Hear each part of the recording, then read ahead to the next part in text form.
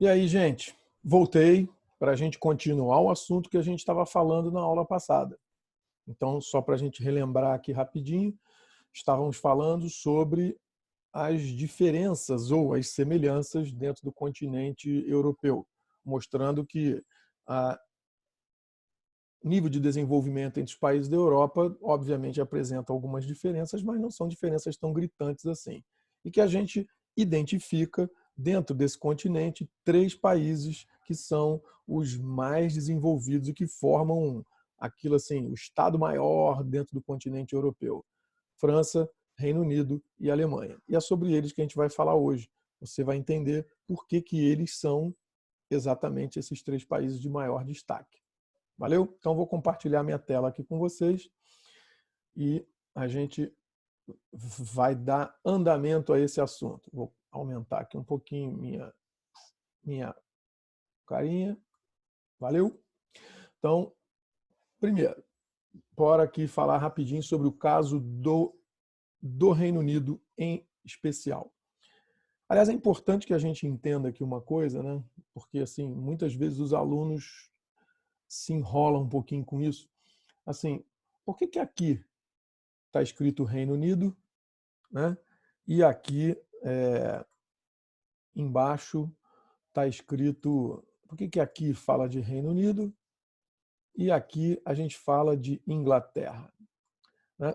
Porque na verdade, assim, Reino Unido é um grupo de países que, em princípio, reconhecem a soberania da família real britânica, né, que é hoje representada lá pela rainha Elizabeth, né, é a rainha que está em exercício nesse momento, mas já houve outros reis desde a formação desse Reino Unido. Lá no passado, né, quando você teve aquela transição entre o feudalismo para o absolutismo, que eu não vou ficar me metendo nessa matéria, porque isso é matéria de história, né? Não sou eu que vou ficar aqui falando para vocês sobre isso. Houve então a formação desse grande estado, né, desse reino chamado Reino Unido, que tem vários países que fazem parte dele, inclusive países que nem no continente europeu estão. Então, ali naquela ilha da Grã-Bretanha, você tem a Inglaterra, você tem o país de Gales e você tem a Escócia. Esses três países fazem parte do Reino Unido e estão dentro da mesma ilha.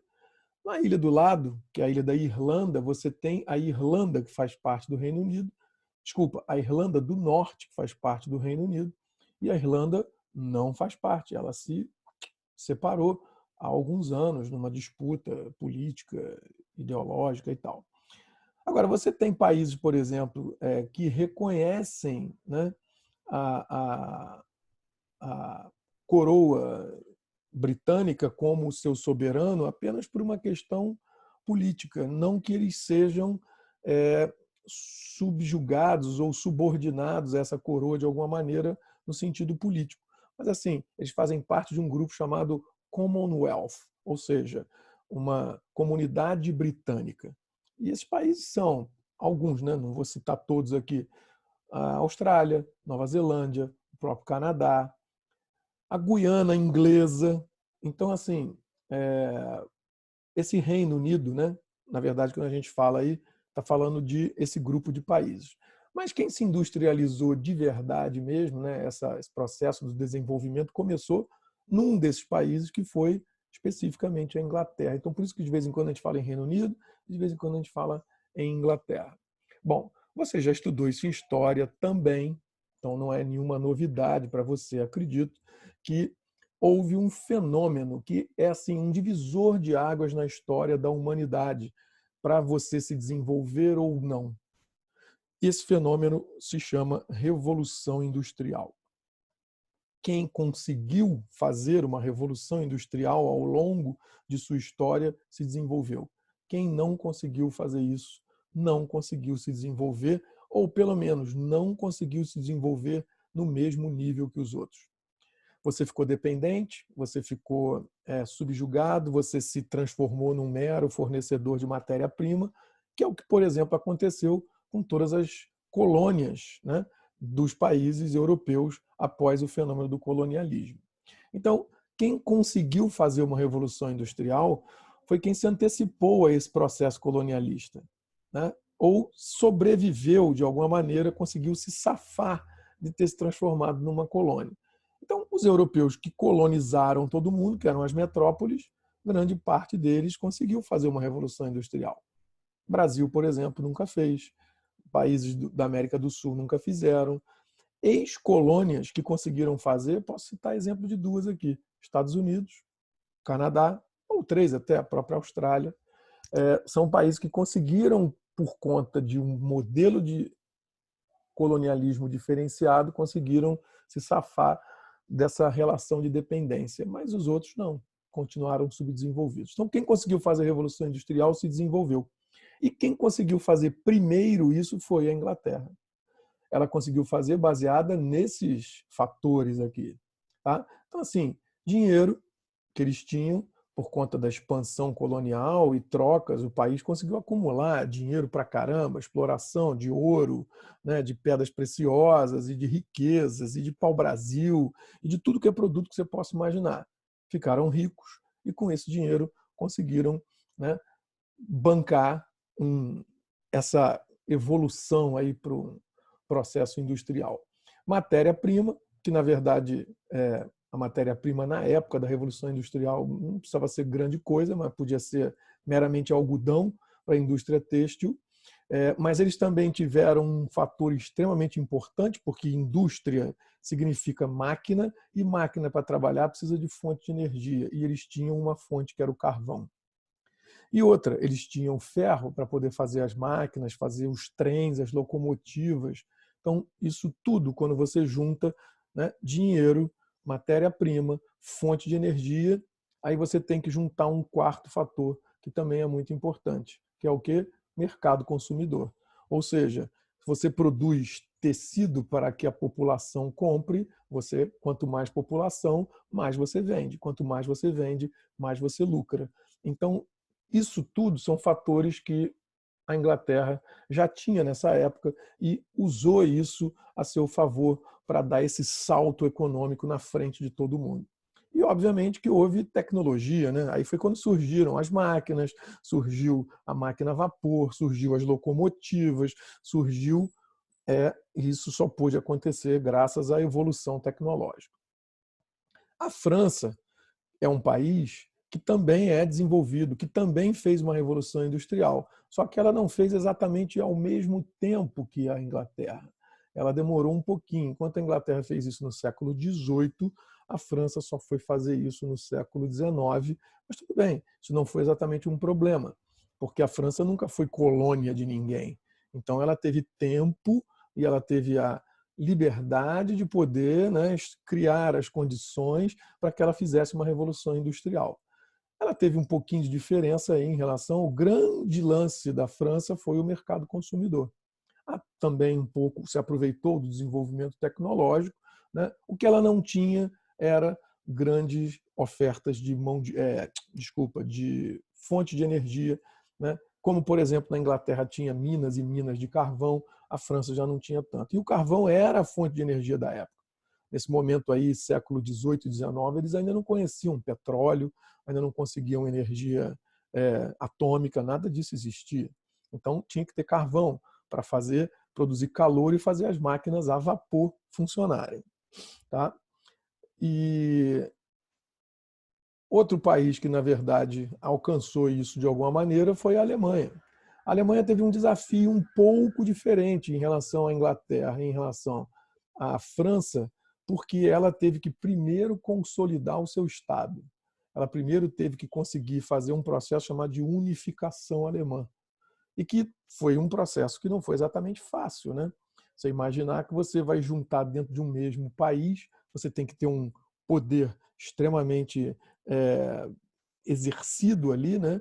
De forma, às vezes, até socando mesa e tal, para poder juntar aqui, ó, você vê por esse mapa que você juntou o reino da Prússia com vários outros pequenos reinos. Na verdade, vamos lembrar, é o que eu falei lá no início. A Europa era feudal. ou seja, existia pequenos feudos, pequenos reinos. Para quem assiste aí a minissérie, na verdade a série lá do Netflix, Game of Thrones, entende mais ou menos. Então tinha um reino que era controlado por uma família, outro reino por outra. Como é que você vai juntar esses caras administrando todas essas diferenças? Então foi um processo difícil, demorado, mas que a Alemanha conseguiu fazer.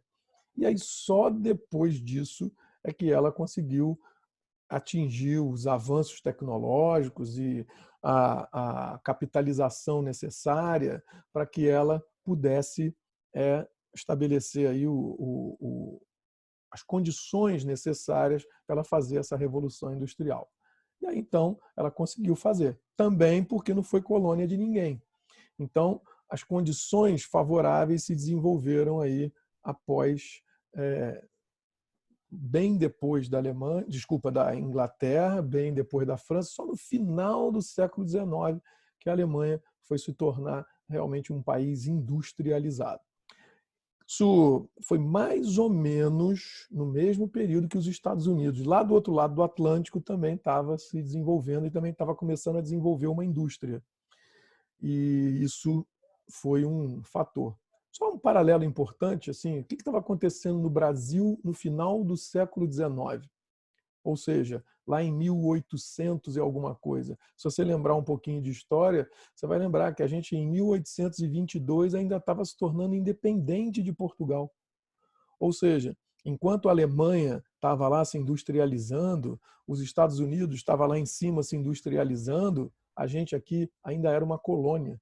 E a gente estava em 1822 se tornando